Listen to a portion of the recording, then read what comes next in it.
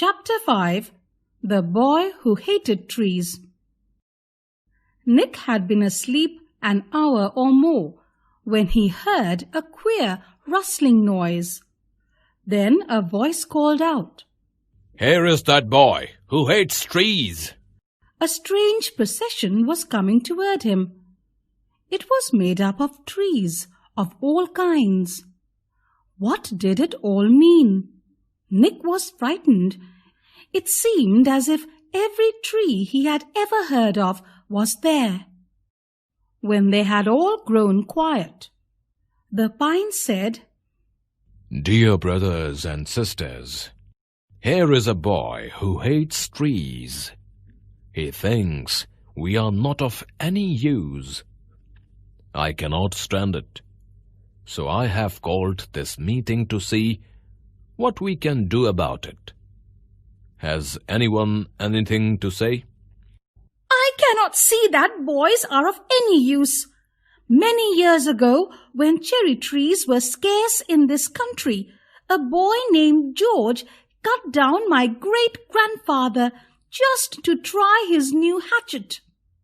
"I also dislike boys. Once a silly boy who wanted green apples climbed up my branches and broke off one of my limbs. Had my fruits been ripe, I would have tossed one down to him.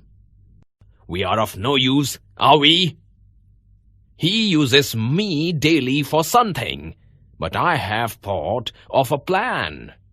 Our friend, the wind, will help us." Suddenly, Nick found himself being carried away by the wind.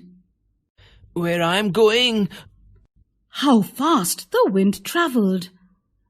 They rushed on until suddenly the wind dropped him and went whistling away. Nick felt really frightened. He was all alone. "Oh, I am so hot where I am." There were no trees or green grass anywhere around. There was only hot, scorching white sand everywhere. Suddenly, he noticed a tiny speck in the distance.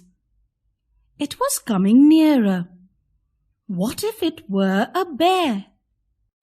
"There is no tree to climb, and I cannot run. I am so tired, and it is very hot." Nearer and nearer it came, moving slowly. Nick watched it with a thumping heart. At last he saw that it was a line of many animals. They were now very near him. One of the men beckoned with his hand and said something. "I can't understand him, but I suppose he meant he'd give me a ride." The man helped him up, and they journeyed on. "Camel joggles me so. I am dying of thirst. If only they could stop a minute." Suddenly there was a shout, and the camels stood still. Nick lifted his head. Could he believe his eyes? Right before him was a little spot of green grass, a spring of cool water, and one of those things he hated, a tree.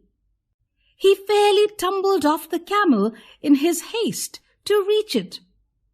He wept as he threw his arms around its trunk. "Dear tree." "Nick, are you going to help me plant the new trees?" In just one night, he had learned to see the wonderful beauty there is in a tree.